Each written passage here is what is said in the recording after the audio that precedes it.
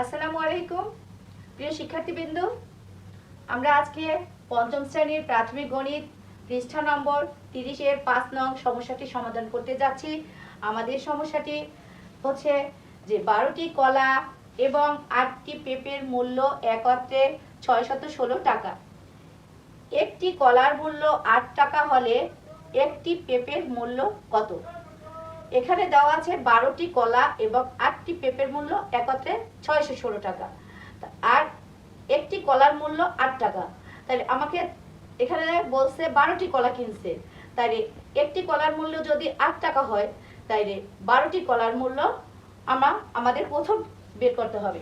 তাহলে আমরা লিখি, এটা হচ্ছে একটি কলার দাম হচ্ছে 8 টাকা, তাইলে আমরা কিনবো কয়টা? 12টি কলা। তাইলে আমরা এই 8কে যদি 12 দিয়ে গুণ করি, তাইলে আমরা 12টি কলার মূল্য পাই। তাহলে আমাদের এখানে কেনা হয়েছে 12টি কলা ও 8টি পেঁপে একত্রে 616 টাকা দিয়ে।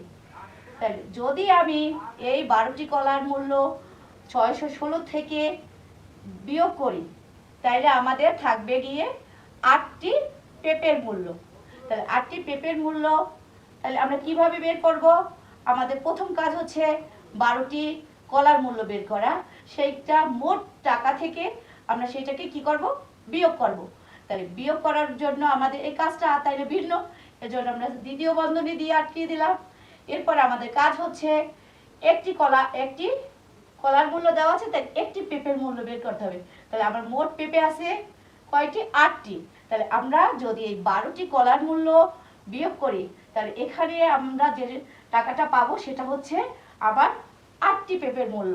তাহলে আমি যদি 8 দিয়ে যদি এই সংখ্যাটাকে যে বিয়োগ করার পর বিয়োগ ফলটা পাবো, সেই ফলকে যদি আমি 8 দিয়ে ভাগ করি, তাইলে আমি আমার একটি পেঁপের মূল্য পাবো।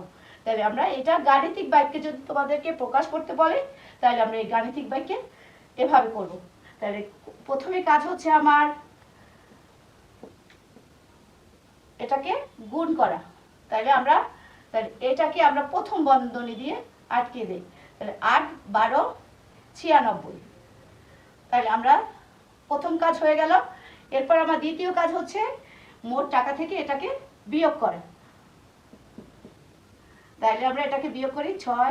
6 মিলে 0, 9 আছে কত হলে 11 হবে, 2 হইলে তারপরে 1 থেকে 6, তাহলে 1 আছে কত হলে 6 হবে, 5 হলে। তাহলে আমরা দ্বিতীয় কাজটাও শেষ। এরপরে আমার এই টাকাটা হলো আমার 8টা পেঁপের মূল্য। এখন 8 দিয়ে যদি এটাকে ভাগ করি, তৃতীয় কাজ, তাইলে আমি পাবো, আমরা ভাগ করে দেখাই। এই যে এখানে দেখিয়েছি যে 8 দিয়ে এই 52-র ভিতরে যায়, 6 8 গুণে 48, 6 8-এ 48, 8 আছে কত হলে 12 হবে, 4 হলে। তাইলে 4, এখানে 4 আর আগে 5 মিলে গেছে। এরপরে আমার এই শূন্যটাই নামালাম। এরপর হলো কত? 40। তাহলে 5 8 গুণে 40, 40 40 মিলে গেছে। এরপরে 0। তাহলে আমার কত টাকা? 65।